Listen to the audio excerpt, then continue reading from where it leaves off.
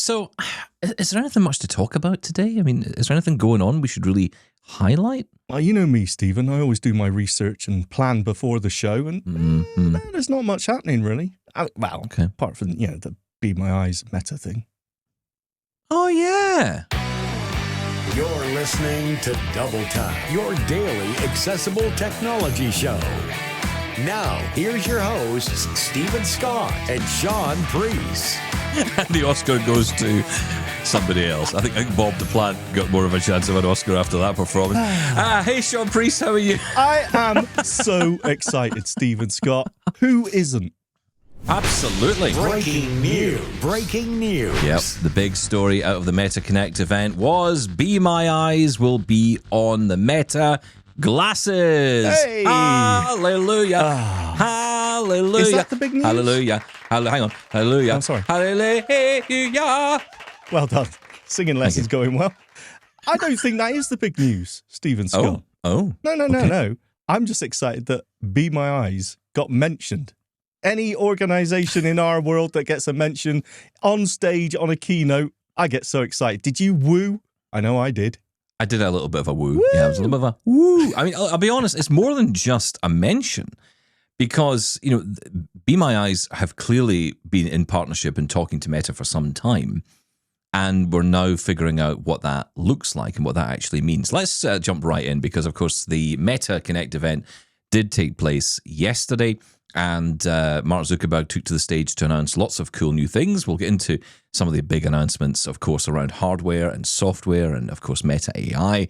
There's plenty to unpack. But first, let's talk about the big story, the big announcement that certainly impacts us as blind people and certainly interests us as blind people the most. We are partnering with an organization called Be My Eyes. That is an app that connects blind and low vision people with volunteers through live video, so that they can talk through what is in front of you.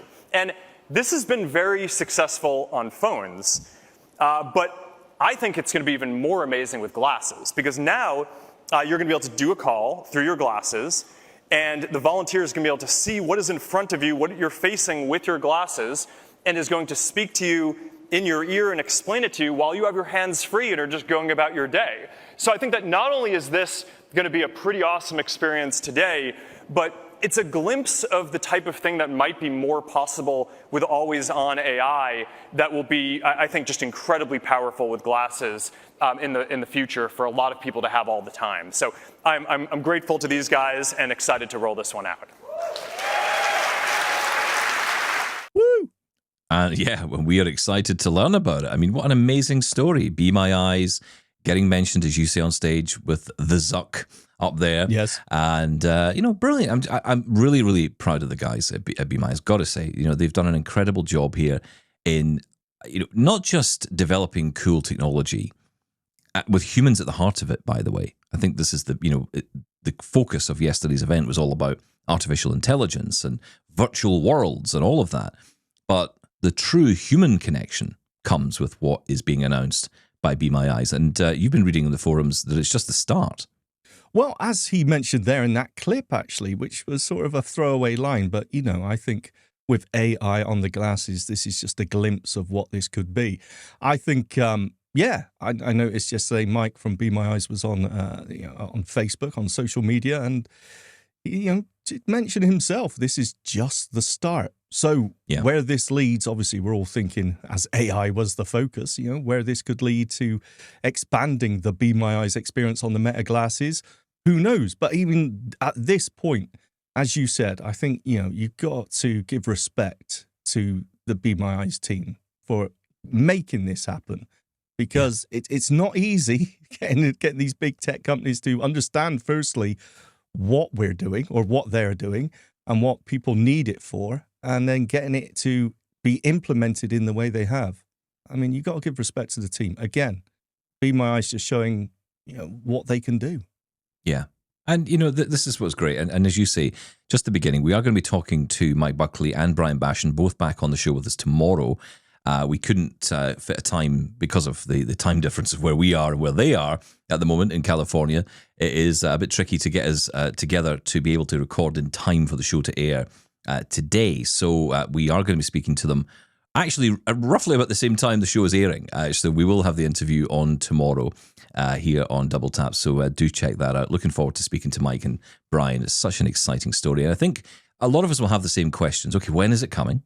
Because what I've seen in the press release is soon. But, the fact is that Meta AI is moving fast. And they're moving to roll out this new multimodal version of Llama. 3.2 was announced. And we're going to talk a little bit about that. But there was another specialist tech company for blind people right there at the heart of it. They may not call themselves specialist tech, I don't know. It's a really kind of, I think that's one of those grey areas. But as we know, because we've been talking to Envision, in particular, Karthik Karnan, who was on the show with us just last week, we were talking about the amazing news that they are going to be working to bring Ally, their new assistant, to the Meta world, essentially using Llama. They mentioned they were using 3.1, but of course, I guess at that point they weren't allowed to mention they were using 3.2, which is this multimodal model, which again we'll talk about in a minute in detail and give you some information about that and what it all means as well. Because I know it's very confusing at times. It can just feel a bit like all these numbers and names are flying around. Yes. What does any of this actually mean?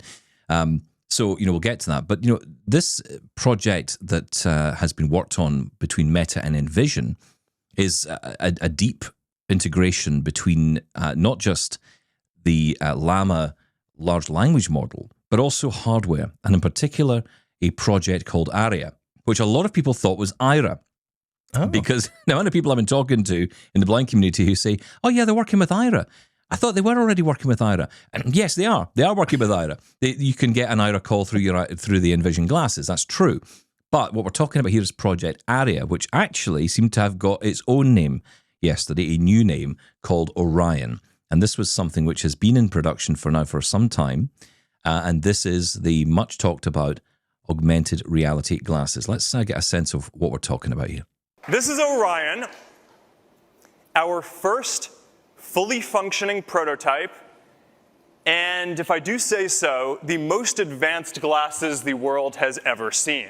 They're not a headset, no wires, less than 100 grams. They need wide field of view, holographic displays, sharp enough to pick up details, bright enough to see in different lighting conditions, large enough to display a cinema screen or multiple monitors for working wherever you go, whether you're in a coffee shop or on a plane or wherever you are. And you need to be able to see through them. And people need to be able to see through them too and make eye contact with you. Right? This isn't pass-through. This is the physical world with holograms overlaid on it. It is a completely new kind of display architecture with these tiny projectors in the arms of the glasses that shoot light into waveguides that have nanoscale 3D structures etched into the lenses so they can diffract light and put holograms at different depths and sizes into the world in front of you. And all of that is directed by custom silicon and sensors that we designed and powered by a battery that fits in the arm of the glasses. It is an absolutely incredible amount of technology to be able to miniaturize and fit into a pair of glasses and a small puck that goes with it to help power the whole thing. They're going to do voice and AI. They're going to do hand tracking and eye tracking so you can select UI elements by looking at them. Voice is great, but the thing is sometimes you're in public and you don't want to say what you're trying to do with your computer out loud. Hand tracking is neat for controlling different interfaces, but you don't want to walk down the street like this, right? So I think that you need a device that allows you to just send a signal from your brain to the device. So this isn't just the first full screen, full wide field of view holographic AR glasses. This is also the first device that is powered by our wrist-based neural interface. We do still have a few things that I want us to keep pushing on before we ship this as a consumer product. We're going to keep tuning the display system to make it sharper. I want to keep working on the design to make it smaller and a bit more fashionable. And we're going to we need to keep working on the manufacturing to make it a lot more affordable too. But we have line of sight to all of those things. So we are going to use Orion as a dev kit. We are going to use it mostly internally to build out the software that we need to, but we're also going to work with a handful of partners externally to make sure that we get a diversity of content and just that we can really dial in the software and the experience, so that way, when we have the next version of this hardware, it is going to be ready to be our first consumer full holographic AR glasses. So a lot to unpack there as well, because this is a huge announcement, essentially. This is us moving into this world of augmented reality glasses, starting to become, at least from what we're hearing, in that more traditional glasses type enclosure. It is not going to be, we're all walking down the street with an Apple Vision Pro on our heads. Yes. This is going to be more like standard glasses. And apparently these glasses do still look quite big for a lot of people, but they are trying to shrink down the size. They're trying to bring this technology down in size and the casing down in size so they can manufacture it more broadly. And as Mark said there, they'll also be able to bring the price down as well. So this is huge. I mean, this is big. And I know for our, initially, I think from our perspective, there's a sense of, yeah. Just talk more about Meta Ray-Bans. Because that's cool, right? That's more for the blind people, and that makes sense. Yeah. But I think we can see, and we're getting a sense of, and it is a very early sense of what is possible here with these kind of devices. And yes, the visuals will add a lot, but potentially will bring opportunity for us too. And the fact is, that is two companies that work for blind people, essentially, for blind customers, that are in the room having that conversation. Be My Eyes and Envision are right in there. And I think that's huge. I mean, I don't think there's an example ever given before where two leading companies in the blindness market space have been in the same room as a major tech company at their presentations. I mean, essentially, that the Envision were mentioned later on stage. The keynote went on for like 5 hours, and they were mentioned in there alongside. And I just think that's huge. I think it's absolutely massive for us. It is, yeah. I mean, these were, just from a nerdy tech angle here, it sounds amazing. And later they played a video of people reacting to actually trying these out, right? And, the reactions, as long as you can take them as read, were absolutely amazing.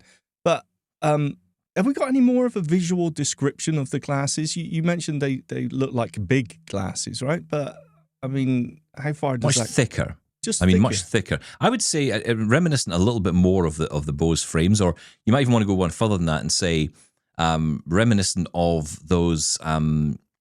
I don't know if you've ever had hands-on with these, but you get these glasses now that have got screens built into them, and oftentimes they're used to connect to a computer or a laptop. Oh yeah, of course. Yeah, they're much larger than traditional glasses, much thicker frames, and I think the challenge is going to be to miniaturize all that. That is going to be the next big thing, to try and miniaturize all this. But look at this. Look at where we are today.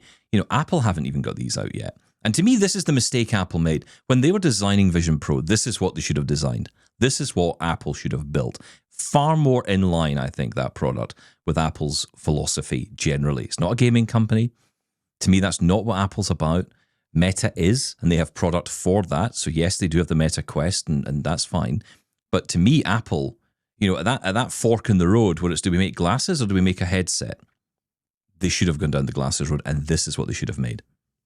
Yeah, I can't argue with that. I feel I want to be a little bit cautious because these aren't available yet. Anyone could show anything from a lab, right? So who knows? But I think you're absolutely right. What really intrigued me about these was the way that they were producing the visuals. Using those projectors built into the arms over lenses, admittedly, specially crafted lenses. But rather than having LED or OLED screens as your lenses and then having to, pass through cameras and things like that, the cost, and then also you need to sort of block out that external light so you can see the screens better. which again adds to the size and the design. But I think the way they're doing this now by using projectors and, by the way, very good. And he called them arms, Stephen Scott. Let's not forget and overlook that. We have it confirmed. They are not legs. From that? They are arms. Having the projectors built into that and projecting onto the lenses, I think is a really clever way of doing it. And it could bring... Mark Zuckerberg and I disagree on two things. We disagree on data usage and whether or not arms and legs are a thing. It could bring the cost down, depending how they go with this. And, going back to... they also kicked off the event with the reveal of the Quest 3S, which is a more gaming-orientated headset, I'm going to say it. And the price point on that was absolutely amazing. I think it was $299 US. Yeah. And, I think if they can come anywhere near that for these, I'm not expecting them to, but, if they're keeping the prices down that low, these could be massive. Listen, I think my pitch would be guessing the way he's talking and the fact that it's going to have more technology in it than the Ray-Bans will. I think we're talking a $500 US price point. That's what I would put it at this stage. Wow, that's brave. Yeah, well, I mean, anything under $1,000 right now is still a bargain when it comes to these sort of devices. I mean, what else? And they know that. That's deliberately marketing it that way. I mean, there's no denial the MetaQuest 3S coming out was to almost say, without saying, yeah, you could spend a lot more and get a Vision Pro, or get this and get a very, very similar experience. A lot of the things they talked about. And we'll get into the MetaQuest because actually there's some interesting stuff in there as well. I mean, a lot of low vision people would be interested in that for sure. Again, not a product I would go out and buy. I did once and, it didn't work for me. But then, okay, fine. That doesn't mean anything though. And that's why, as much as it might not work for me, I'm still going to talk about it because I think it's an interesting idea. And especially at that price point, coming up to the holidays as well. I mean, Yeah, well, no, absolutely. And you know me, I'm always looking for a bargain, and these were exciting unveils here. I'm kind of interested though. Why this over the Meta Ray-Bans, right? Because the way I'm looking at this now is that the Meta Ray-Bans are audio. They are just tailor-made for us. And these Project Orions, whatever they end up being called, they add the visual aspect. And that's not to say, as you mentioned, that they're not useful to us. Of course not. But why? Why would someone like Envision go with these over the Meta Ray-Bans? What do they add? Because, okay, they could be standalone. Well, they will be, I assume, standalone. So they don't require a smartphone to power them as the Google Glasses do. And that's how Envision started, right? With being able to port their software on device. So I get that aspect, but why? Why couldn't you run it as an app? I think you just answered the question. I think that's when we pressed Karthik Karnan on this, that's what he talked about. He talked about the fact the Meta Ray-Bans do not allow him to be able to put the software directly on those glasses.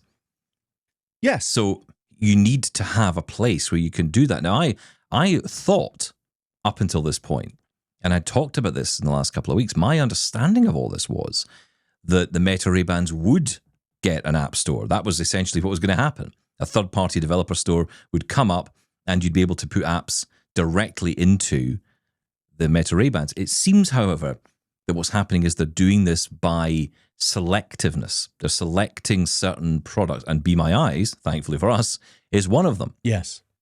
Well, so because I know we're going to talk in more detail on this tomorrow, but what do we understand so far? Because I want to break this down a little bit. I want to take the time over this hour to actually look into these announcements and kind of break this down from our perspective. Because look, the big broad picture of Meta and what AI are doing, we'll get into that, of course, we'll talk about it, but I think the big story for us is the Be My Eyes story. So what do we know about how this will implement into the glasses? How will it work? Okay, so how this will work is that in your MetaView app, you have the settings, obviously, and just like you connected your Facebook account, your WhatsApp account, your Messenger account, Instagram, all those, you would do the same thing with Be My Eyes. If you go through the list in your settings, you'll see various apps there, Calm, Spotify, Amazon Music, Apple Music. And they did also mention that Audible is coming to that list as well. Yeah, that's so right. So you can directly connect your Audible account in there. There was another one. I can't remember what it was right now. But in there also will be My Eyes. That will be in the list of apps, and you obviously connect it to your Meta glasses, and you're away.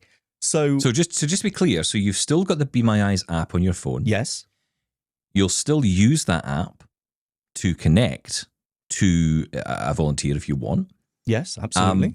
But you can also summon that volunteer by voice. And my understanding is that the invocation will be something like, hey, META. I won't say the full name because I'll fire off the ones I'm wearing. But, hey, META, call a volunteer on Be My Eyes. And suddenly the glasses will go off and call a volunteer for you. And they will see through your camera glasses without doing anything. You don't have to go into the phone, press any buttons, do anything. But I did read that there'll be a button somewhere, I think, on the app that will allow you to be able to switch back to the main camera should you want to. So there are ways you'll be able to sort of jump back and forward between cameras, say the selfie camera, not the selfish camera. Although arguably I think that's actually a better name for it. But the selfie camera, I'm going to call it that from now on. You can switch between that and the Meta Ray-Ban glasses camera as well. If you go through those apps, you can assign, there's a double tap or is it a single tap? It's a single tap and hold on the right touch surface arm of your Meta Ray-Bans. And you can assign that to do different things on different apps. So in Apple Music, for example, I've got it set that it will play a random playlist. Okay. Now, I'm assuming, and again, this is all assumption. I haven't played with this at all. I haven't got the beta. I don't know. But I'm assuming that you could set something up like that, where you could tap and hold, and that would switch between cameras, maybe, in the Be My Eyes app. The fact that they have this implementation, the way they've gone about this, gives them that flexibility, But yeah, exactly. Being able to start or connect to a volunteer totally hands-free is massive. It's a big deal. Oh, I mean, life-changing, right? I mean, you think about the amount of times that you're in a situation where I would think, and I have recently, getting out and going to hospitals or doing whatever, it's that kind of thing where you think, I don't have hands-free to do this. Maybe I'm at an airport, I'm pulling along a case, and I need some assistance. I don't want to be holding my phone up. Again, I've talked about it before, safety, security, not pulling your phone out in public, not a bad idea. So I just think there's lots of benefits here. There are tons of use cases. Also, I know people who, for example, call Be My Eyes to do things like sort out their CD collection. Oh, yeah. We do that all the time. Again, holding your phone and trying to do that is awkward, right? So just sitting there with the glasses. Here's the thing, though. How is this going to impact battery life on these Meta Ray-Bans? Immediately, people were like, okay, I'll need to buy more pairs of Ray-Bans.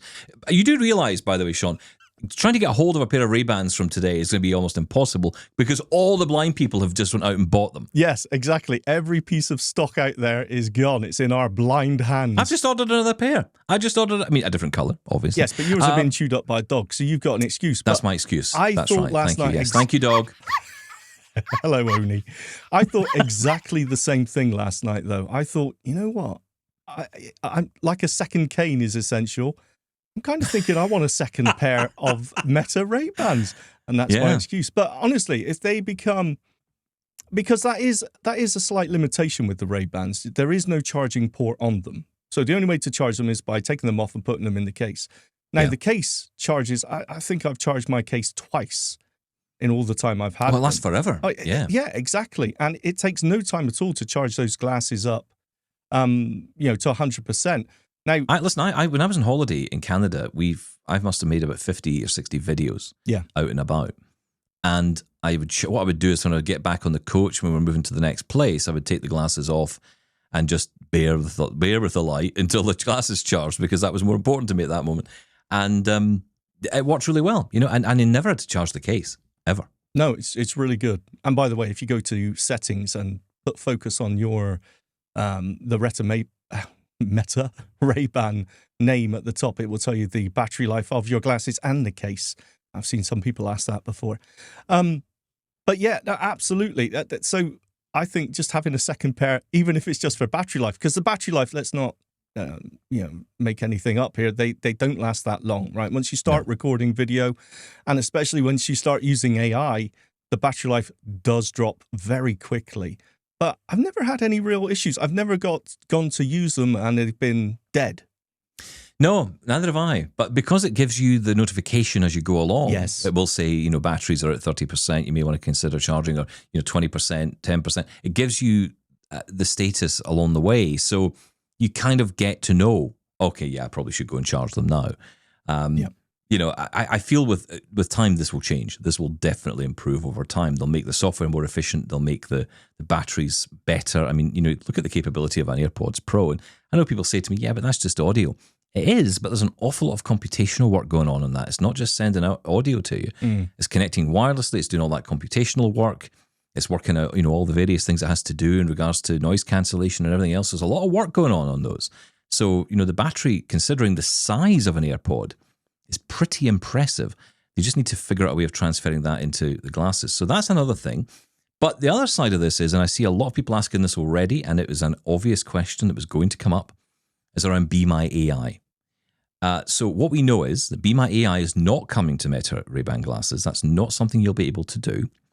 That is something, I guess, which will come down the line. And my guess for that, because I don't want to put Mike and Brian on the spot on this one necessarily tomorrow, but my guess is, and they're welcome to give their opinion on this, but they may not tell us, but I don't know. But my feeling is, because they're working with OpenAI to develop the artificial intelligence needed to make Be My AI work, I'm guessing that Meta aren't interested in that particular part of the partnership at this stage, because they've got their own. So it's a competing service, and they're not going to let that run through their Meta Ray-Ban glasses. It may be open source, as in their own glasses are open source, their own software is open source, but it doesn't seem that they're very keen on working with others and other partners. They didn't mention OpenAI. They didn't mention Google Gemini. Well, no one's talking about Apple Intelligence. I do refer to OpenAI when they said other AI services are slashing their prices. But that was about it, right? Yeah. So, there was no sense of a collaboration going on, the way that, for example, Microsoft, Google, Apple even, working with other partners as well. I mean, pretty much Apple have said, we'll work with anybody, Anybody got an AI out there that's better than this? But why would they? Please, you can just plug it in. Meta are, as we're going to talk about, Meta are so proud of their Llama AI engine. Yeah. I mean, why would they, put another service on there to I don't know, really? They wouldn't. So let's dive in a little bit then to Meta AI, because the question is, if we don't have Be My AI, does that put people off using the glasses with Be My Eyes? Because they say, well, I could just use my phone, I suppose. There's no real value then. I'm not getting the AI features I really love from Be My AI. Okay, well, that's one way to look at it. But the other side is, you will have a much more functional AI on your Meta glasses directly. Let's have a listen into some of the presentation. Mark Zuckerberg explaining the new features of Meta AI. Today, we're making Meta AI even smarter with our new open source Llama 3.2 models. And I'm going to get into more details about Llama 3.2 in just a minute. But one of the headlines is that they're multimodal. So now Meta AI can natively understand images as well as text.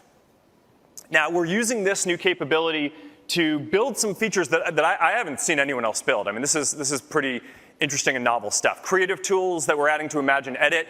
It lets you upload any photo and edit it precisely with natural language in Meta AI across the apps. I think that voice is going to be a way more natural way of interacting with AI than text. And probably, I think it has the potential to be one of, if not the most frequent ways that we all interact with AI. It is just a lot better. So now you're going to be able to have natural voice conversations with Meta AI across all the major apps. You got, Instagram, WhatsApp, Messenger, Facebook. Hey, are live demos risky? Live demos can be risky, yes. They can be unpredictable, prone to technical issues, and potentially embarrassing. However, they can also be engaging, memorable. But I'm going to do it anyway. Go for it.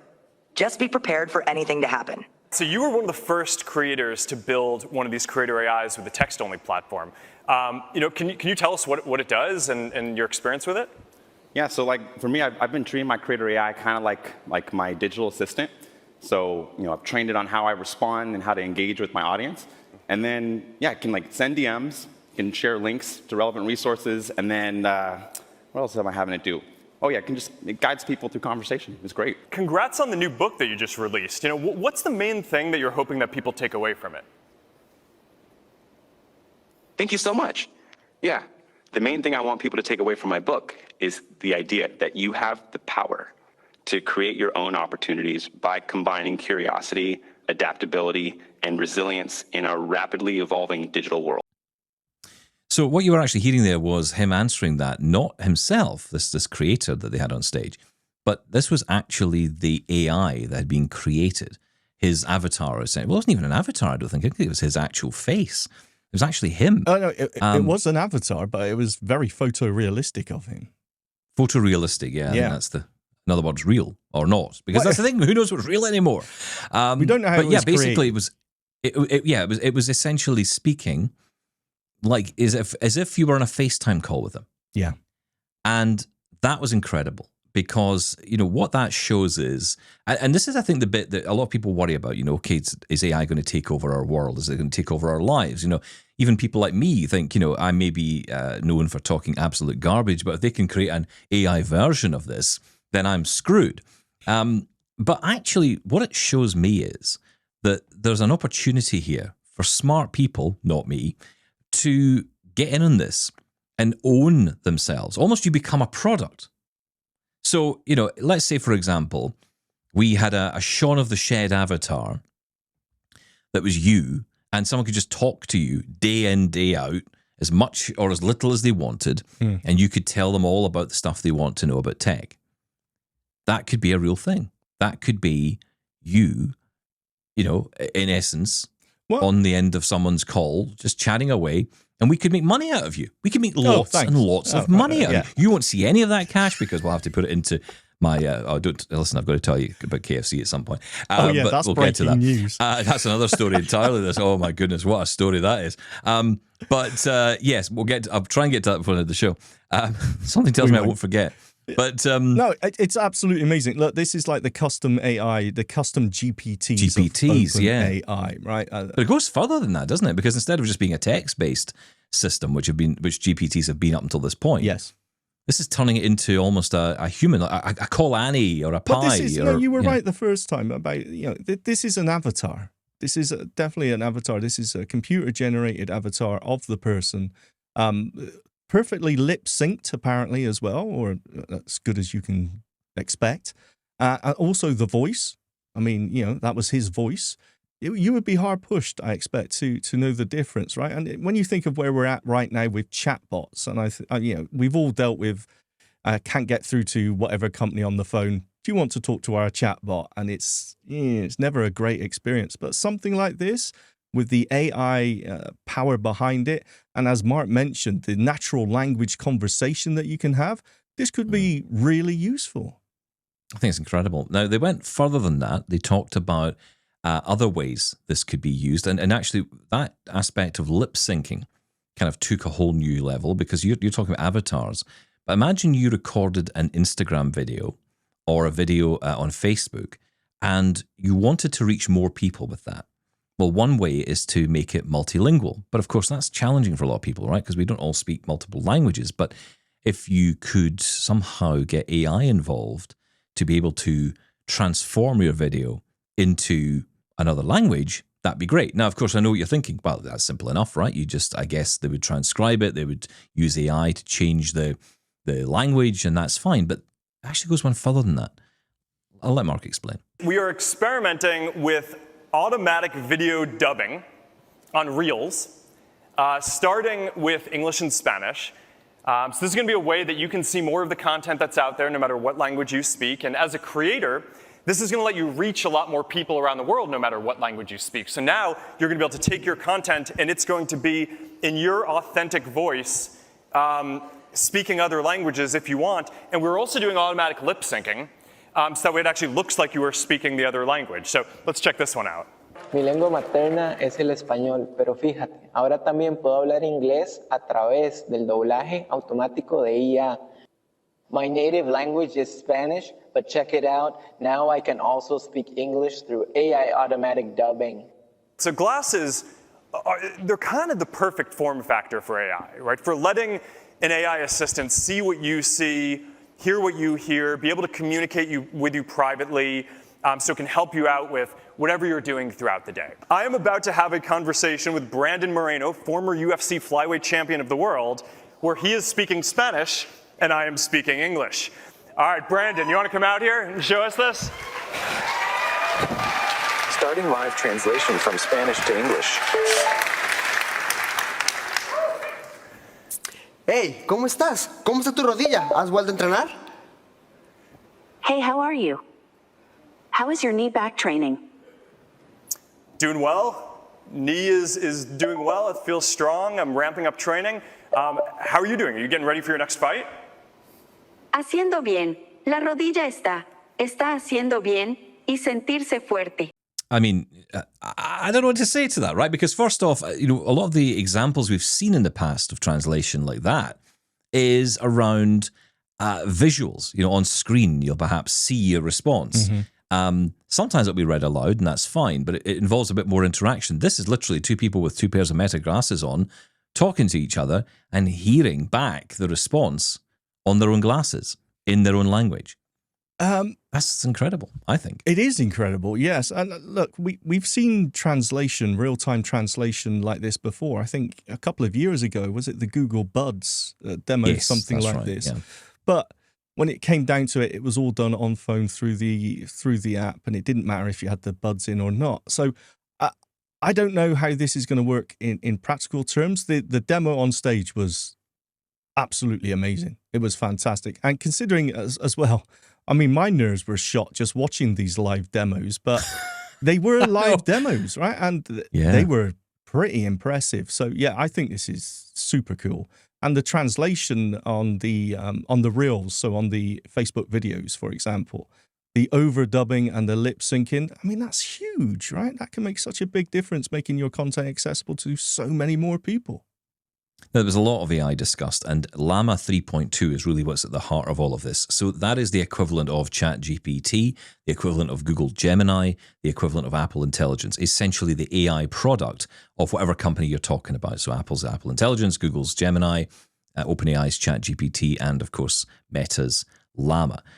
They also refer to it as Meta AI, and I think long term that's probably how we'll know it. And it's going to be built into lots of different products, Facebook and all their own products, of course, Instagram, WhatsApp as well.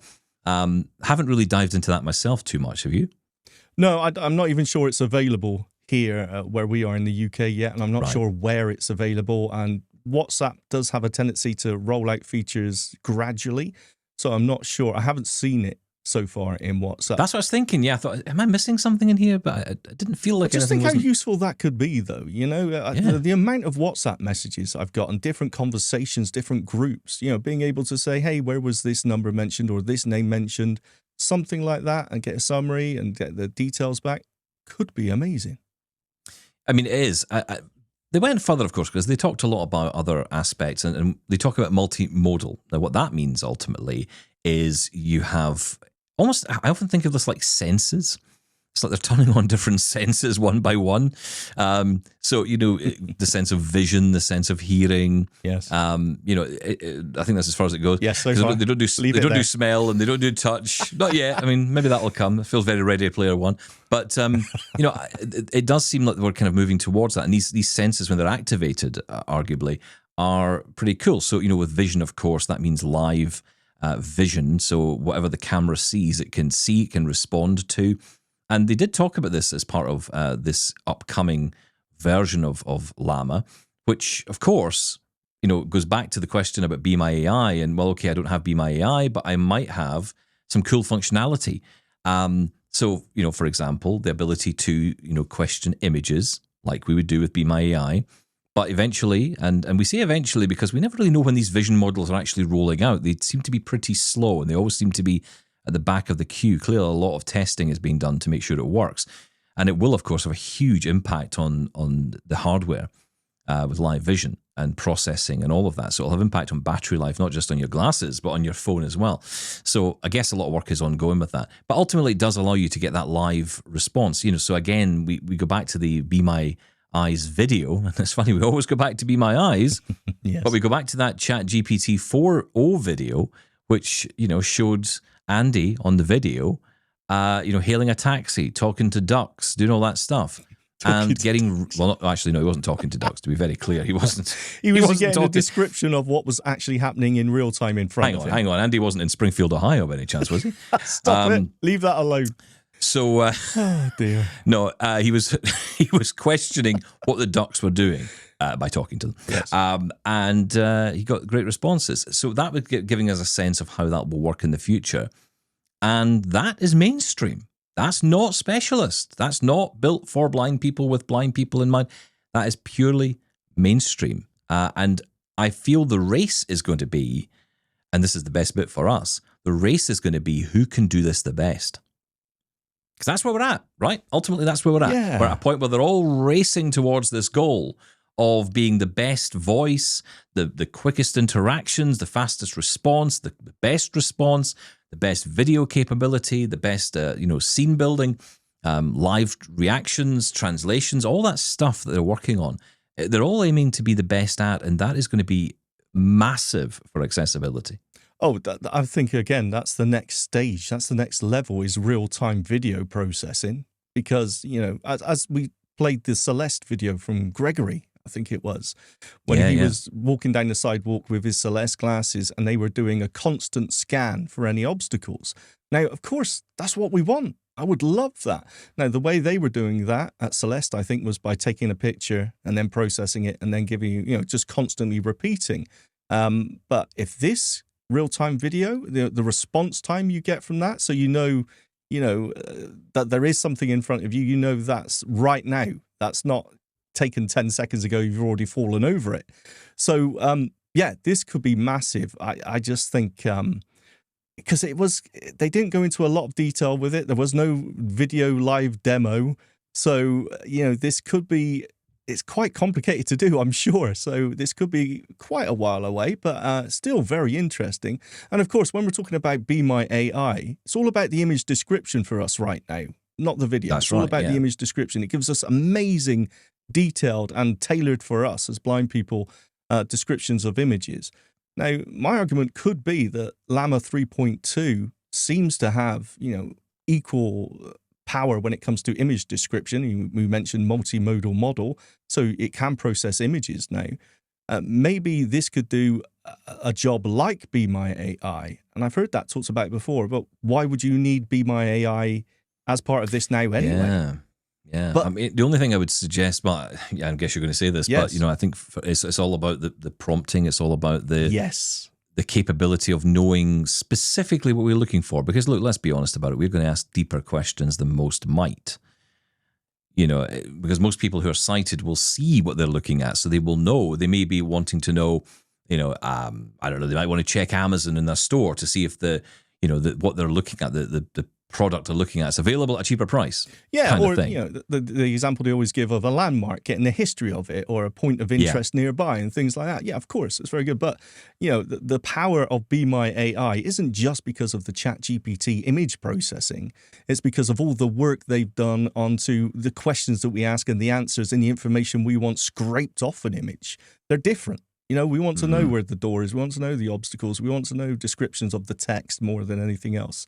That's right, yeah. That could be where the power, if Be My AI comes to the Meta Ray-Bans, maybe it's using the Llama AI as its engine. It probably will.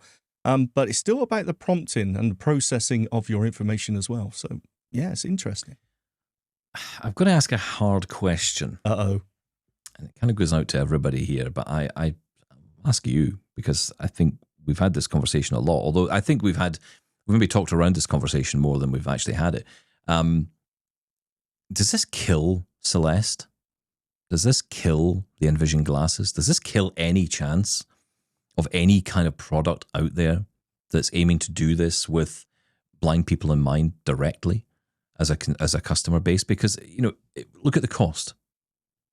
Yes. The cost of a Meta Ray-Ban is a one-off fee. There's no fee, it would appear at the moment, to use Meta services, Meta AI services. No. There's a limitation in terms of country at the moment, although that seems to be expanding. That's regulatory, though. That's not actually Meta doing that. That's right. I don't have to or feel the need to defend Meta, but when it comes to why is this not available in my country? It's all down to government regulations. Usually, that's why the EU and if you was live mentioned. in the EU, yeah, good luck, because you're going to have major problems. And I guess those problems would exist for any company like that. It's not going to be unique to Meta. No. So, what do you think? Does it kill off these other specialist tech providers? Well, again, like I'd go back to my answer about why would Llama 3.2 natively in the Meta Ray-Bans kill off the need for a Be My AI? I don't think so, because it's all about tailored to our specific needs, right? It's all about, I guess you could argue, mainstream versus specialist tech, but... No, I'm not talking about that, though. I mean, if Be My Eyes today had glasses that they had built themselves... Yes. If they had their own Be My Eyes glasses... Yes. Would they be dead today? Yeah. Even though I know they're working... I mean, let's be honest, right? There's essentially, it's been swallowed up and come out again as an app, right? That's essentially where we're at, right? Whatever the product was physically, it's now an app built onto... And, of course, Be My Eyes has always been an app. But, I mean, if they had glasses, a physical component in that sense, an actual physical product, would it be finished? Would they be saying, well, we're going to abandon that project today because we're going to focus now on this? I think there's a lot of companies probably asking themselves the same question. But yeah, it's possible. But again, it's not quite as clear cut as that. You could argue the same thing about the Orcam My Eye 2, and other mainstream, or not even mainstream, but other cheaper specialist products. The point was that, the Orcam My Eye 2 could do things offline. You didn't need a data connection. And that may have been enough, and the privacy concerns, that may have been enough for someone to say, this is worth it for me. Now, if that's enough to keep it in existence is another question altogether.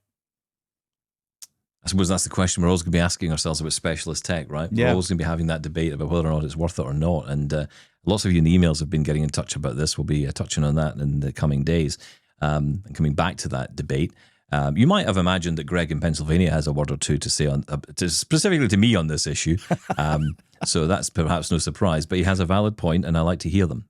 So yeah, do get in touch. If you want to get in touch and tell us about your thoughts on all of this, of course, feedback at doubletaponair.com is our email address, and you can call 1-877-803-4567. That's 1-877-803-4567. Or, of course, email feedback at doubletaponair.com. Let's mention the MetaQuest 3S, because this was also announced. This, of course, was their major announcement, which kind of shows you how the priorities lie differently for blind people versus sighted people, I guess. But for Meta, this was their big announcement. This is the new MetaQuest 3S. High quality mixed reality for $299.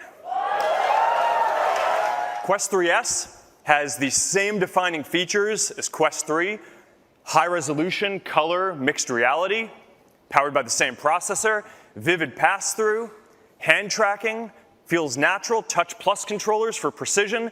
You get the full range of experiences from Horizon OS, gaming, social, fitness, watching videos, productivity, and more. So whether you're looking to get started with the base Quest 3S, or if you want the top-of-the-line Quest 3 with 512 gigabytes and 4K displays, which is now just $499, the Quest 3 family, it's not just the best value, it is the best product available. Everything you're going to see up here is streamed from his headset live. This is what he is seeing.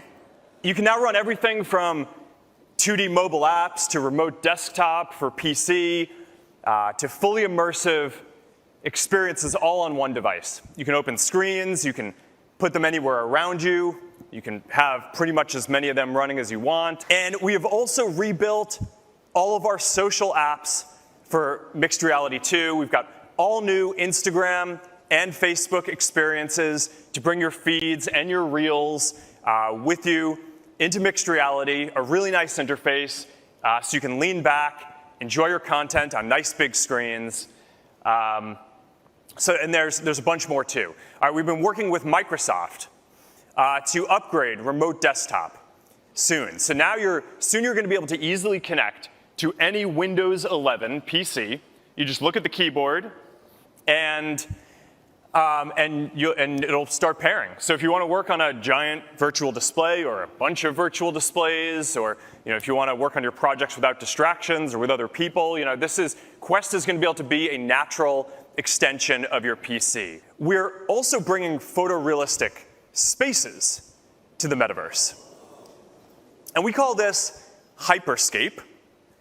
And the way this works is you can use your phone to scan a room and then recreate it, or you can step into a room that someone else has scanned and shared. So a lot in there and a lot of visuals as well. If you're watching on YouTube or if you're listening on podcast, you can go get more from that by watching the visuals on the YouTube version of Double Tap. But, lots of visuals there showing you how this will work in practice. Sounds very Vision Pro to me. I must admit, this is not an area I'm too well versed in because I feel this is just something outside of my interest, to be perfectly honest. Yeah. I get the value in it. I get the understanding in it. But and I understand it's fantastic for games and for watching movies and all of that. And, maybe 7 or 8 years ago, I had a good fun with this. Not so much anymore, I'm afraid. But I do find this very interesting as a product. It seems that Meta have really got the market sewn up here because not just in terms of the quality, but in terms of the price. Oh, yeah. I mean, that's an amazing deal, by the way. It was kind of funny, though, because before that he mentioned, this is the best performing. This actually outperforms the Quest 3, and it's $200 cheaper. And then went on to say, well, the Quest 3... Buy the Quest. The Quest 3 is still available for $499. Well, why? Why is it? Yeah. But yeah, no, look, I think this is, when we talk about mainstream, I mean, this is so mainstream. Everyone is still interested in VR, but it's always the price point that's a bar to access. They are still quite expensive. The Quest range in general, when they first brought out the Quest 1, was still impressive with the price point on that compared to others out there, Oculus Rift and the other gaming headsets. And this is a standalone device as well. So I think this is going to be huge. I think that with that price point and the performance that they're promising, this could be really cool. I think as well, there was another aspect to the Project Orion announcement when they talked about and it kind of ties in with the VR, I suppose, but, obviously VR is driven a lot by hand controls and hand gestures. And Project Orion is going to go one step further with neural involvement as well. So essentially, not quite thought-based actions, but, very much, very similar to what you get with Vision Pro in the sense that you can, adjust your fingers or, make gestures with your fingers, and those would translate into actions on your glasses or on your VR helmet potentially. Right? Because neuro makes you think it is just brain waves that are going to be doing this, but then it's on your wrist. So is it just like as you mentioned, the Apple Watch can monitor your tendon, the way you move it to you're pinching or moving a finger. So I'm not quite sure how this is going to work, but I've already heard from long-time listener to the show and long-time contributor to the show, Colin Hughes, who has been on many times. He has muscular dystrophy. He is jumping up and down I bet he is. At the prospect of this because, he's thinking, well, hang on a minute, this is another way for us to use our devices. And, of course, immediately called for Apple to come out with a wristband. And, you kind of wonder, it's like, well, it kind of makes sense. If anyone could make it happen, it's Colin. Well, that's right. He will shout loud enough, and quite rightly too. Yep. But this is interesting for him because, again, it comes back to, there's a lot of piecemeal accessibility. And what I mean by that is you'll get fantastic features that appear, but then when you actually read into it, it only works on some things. Well, it works great for this or it works great for that. But, the great example Colin gives is with the Apple Watch. Yes, I can double tap with my fingers. I can, move around using my hands and just adjusting my hands or whatever, using those assistive gestures. Yeah. But I can't summon Siri from the watch without lifting up my wrist, which I cannot do. And these are the kind of realities, it's like it needs to embed across everything. Accessibility is more than a feature. And I see people talk about this, LinkedIn, the world's biggest bragging network. And, I love when people go on there and they'll say, I'm the best thing in the world. But then I also see people say things like accessibility is not just a feature. And I think that's a good headline. Actually, you know what? You're bang on the money on that one. Yeah. It's not. It has to be embedded in everything. Every single feature has to be looked at to say, okay, how does this work across the board? And, with multi-input capabilities, many doors essentially to the same room, I think there's a great potential here for this kind of stuff to be more accessible to more people. So very, very exciting. We're almost out of time. I just want to quickly say, because this is the biggest news in the world. Oh, yes. It caused the most excitement. Of all the stuff, forget Meta. This was it for me. So it turns out that my local, I say my local, we don't have a local fried chicken shop. Oh. And I learned this week when I got my hair cut, because that's, of course, the place you go to get all the gossip. Yes. That Uber Eats now is providing fried chicken in my area. In your area. I was over the moon. I know. I received the WhatsApp message just outside the barber's. I'm so excited. You were almost singing, I've got a golden ticket. What did you have for tea last night, Stephen? Chicken. Yeah, I was. Yes, I did have a KFC last night. Of course you did. Of course I did. And I'll just say I have a Canadian maple leaf mug in my hand right now. Give you a clue where I got my coffee from. But thanks, Tim. It was nice knowing you, Stephen. I know. I'll be lucky to survive the weekend. Coming up tomorrow, we're going to be joined by Mike Buckley and Brian Bashan. That is the CEO and chair of Be My Eyes. We'll talk more about the big Be My Eyes announcement and what it means. All that coming up on tomorrow's show. Keep in touch. Tell us what you think of it all. And we'll catch you tomorrow. Thank you, Shaun. Thank you. Bye-bye.